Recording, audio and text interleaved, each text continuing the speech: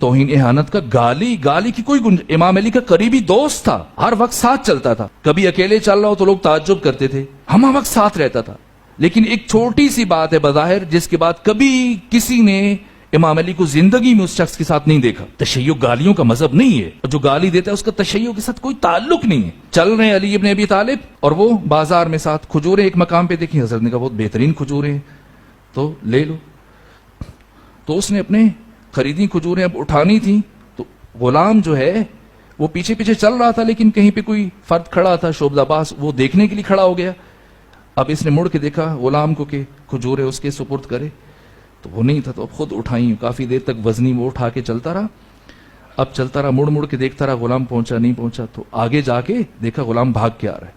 اب اسے غصہ آیا ہوا تھا کہ کہاں رک گئے تھے حرام زادے. یہ کہا تو حضرت کا پہلے سے گفتگو کر رہے تھے، لیکن چہرے پہ غضب کے آثار ظاہر ہوئے. کہ کیا کہا تم نے؟ حرام زادہ؟ کہاں؟ مسلمان تو نہیں. حضرت نے فرمایا اگرچہ مسلمان نہیں، لیکن اس کے اپنے آئین کے مطابق اس کی ماں کا نکاح ہوا اور تمہیں یہ حق نہیں، اور اب تمہیں یہ حق نہیں کہ کبھی علی کے ساتھ دوبارہ چلو. شہید مطہری نے داستان راستان میں اس واقعے کو بیان کیا کہ ایک گالی